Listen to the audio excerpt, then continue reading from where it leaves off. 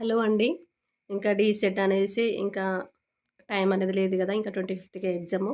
Already hall tickets గూడా వచ్చాయి. ఆహ్, సో, ఇంక నేనైతే ఈరోజు కొన్ని బిట్స్ అనేసి చదివాను. అవి నేను మీతో షేర్ చేయాలనుకుంటున్నాను. ఓకేనా? యూరోపియన్ కంపెనీలతో పాటు ఏ మత ప్రచారకులు భారతదేశంలోకి వచ్చారు? క్రైస్తవం. రాజా రామ్మోహన్ రాయ్ ఏ సంవత్సరంలో జన్మించారు? 1772.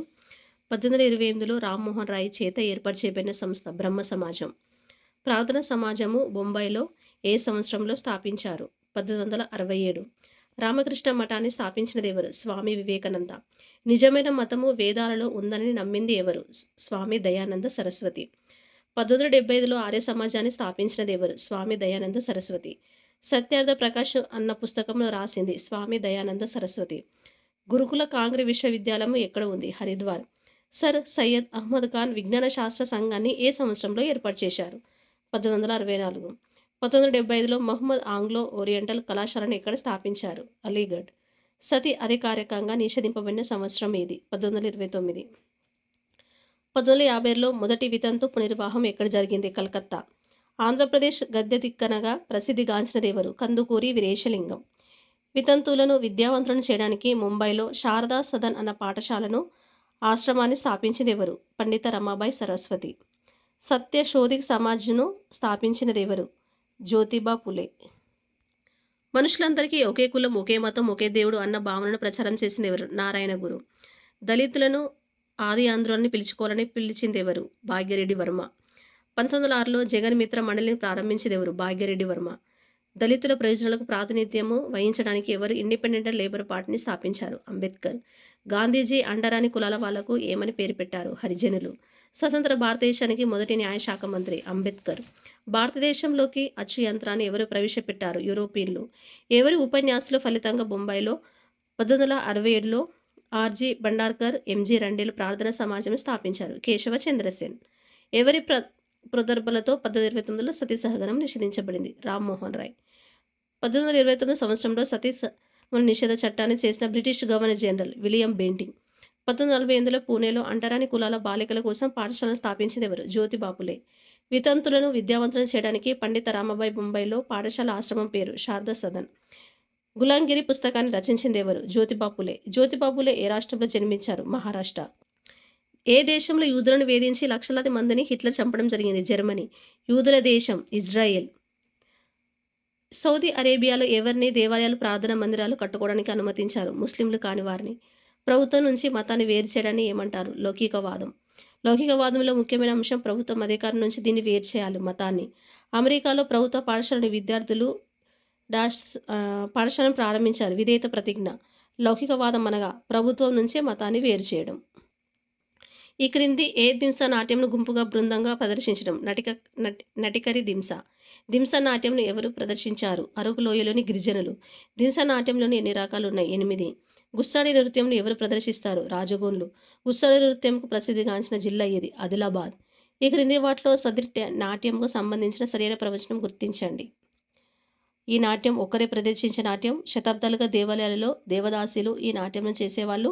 దక్షిణ భారతంలో ప్రత్యేకించి తమిళనాడులో రాజదర్బార్లో ఈ నాట్య ప్రదర్శన జరిగేది. క్రింది వాటిలో కురవంజి నాట్యంకు సంబంధించినది ఏది? ఇందులో మనకి పైవన్నీ ఉన్నాయి, అది చదవండి మీరు. బుర్రకథను కోస్తాంధ్ర ప్రాంతంలో ఏమని వివరించడం జరుగుతుంది? జంగమ కథ. బుర్రకథ ఏ శతాబ్దంలో వీరశైవ ఉద్యమ నేపథ్యంలో ఈ కళ రూపం ఏర్పడింది? 1213. రాయలసీమలో బుర్రకథను ఏమని వివరిస్తారు? తందన కథ. బుర్రకథకు సంబంధించి క్రింది వాటిలో సరైన అంశం ఏది?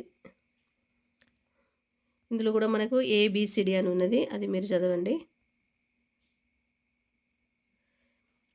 బుర్రకథకు సాధారణంగా ఏ పండుగ సందర్భంలో ప్రదర్శిస్తారు? అక్కడ దసరా, సంక్రాంతి.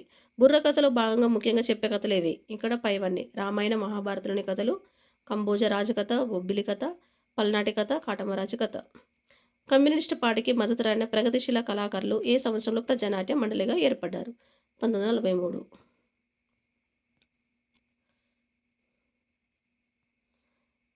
తెలంగాణ సాయుధ పోరాట సమయంలో ఎవరు బుర్రకథ ప్రదర్శనలు ఇచ్చారు? నాజర్.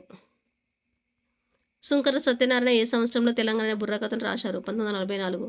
తెలంగాణ బుర్రకథలు క్రింది వారిలో ఎవరి సాహసాలను గురించి వివరించే కథ ఉంటుంది? షేక్ బందగి. పింజారి అనే ఎవరి జీవిత చరిత్ర? షేక్ నాజీర్ వలి. తోలుబొమ్మలాట ప్రదర్శనకు సంబంధించిన సరైన ప్రవచనం గుర్తించండి. ఇందులో కూడా ఏబిసిడి అని ఉంది.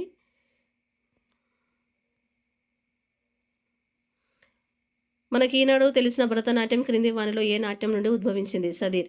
ఏ సంవత్సరంలో రుక్మిణీదేవి తొలి భరతనాట్యం ప్రదర్శన చేసింది? 1935. దేవదాసుల సంప్రదాయ కళను ప్రోత్సహించింది? బాల సరస్వతి. ఈ క్రింది వాటిలో సరైన పదాన్ని అంటే జతపరచని అనేసి ఉంది. అక్కడ తెలంగాణ వీరయోధులు, తిరునగరి రామంజనేయులు, ఆదూరి అయోధ్యరామ, కష్టజీ 3 అనేది బి కదా, నైజాం విప్లవం, కష్టజీవి సుంకరి సత్యనారాయణ, కాసిం రిజ్వి, ఎస్కే చౌదరి. భోపాల్ గ్యాస్ విషాదం ఏర్పడిన సంవత్సరం 1984. సునామీ ఏ భాష పదం? జపాన్. సునామీ గంటకు ఎన్ని కిలోమీటర్లు ప్రయాణించగలదు? 50 కిలోమీటర్లు. 20% అంతకంటే ఎక్కువ వర్షపాతం ఉన్నట్లయితే అధిక వర్షపాతం అంటారు. ఓకే అండి, ఈరోజు అయితే నేను అంటే ఈ బీట్సే చదవలేదు, జస్ట్ నేను వీడియోస్లో అప్లోడ్ చేయడం కోసము. ఇప్పుడు ఎగ్జామ్ అయితే త్వరలో ఉంది కదా, 3 డేస్లో ఉంది కదా అనేసి నేనైతే కొంచెం ఇట్లా ఈ బీట్స్ మాత్రమే నేను జస్ట్ అప్లోడ్ చేస్తున్నాను. ఇంకా నేను ఇదే మాత్రమే చదవలేదు. ఇంకా ఈరోజు అయితే ఇంగ్లీష్ అయితే నేను అస్సలే పట్టుకోలేదు. సో నేను ఈరోజు ఇంగ్లీష్ కూడా యాక్టివ్ వాయిస్, పాసివ్ వాయిస్, ఇంకా కొంచెం ఏంటి ప్రిపోజిషన్స్ది ఒక 2-3 ప్యాసేజెస్ కూడా ఈరోజు చదివాను. ఎందుకంటే డైరెక్ట్ పోయి మనము ఎగ్జామ్స్ అయితే రాయలేము కదా, కొంచెము ఎగ్జామ్ బిఫోర్ అయితేనే కొంచెం చదవాలి అనేసి నేనైతే ఈరోజు ఇంగ్లీషు, ఇంకా తెలుగులో కూడా వెయిటేజ్ మార్క్స్ ఇంకా 20 మార్క్స్ ఉంది కదా, కాబట్టి ఇంకా అందులో మీనింగ్స్, పర్యాయ పదాలు కూడా అనేసి అది కూడా నేను చదివాను. ఇంకా ఈరోజు ఇంకా సోషల్లో బిట్స్ కూడా కొన్ని ప్రాక్టీస్ చేశాను. అది అండి ఈరోజు నా యొక్క స్టడీ యొక్క day planning. Okay, thank you for watching. Bye bye.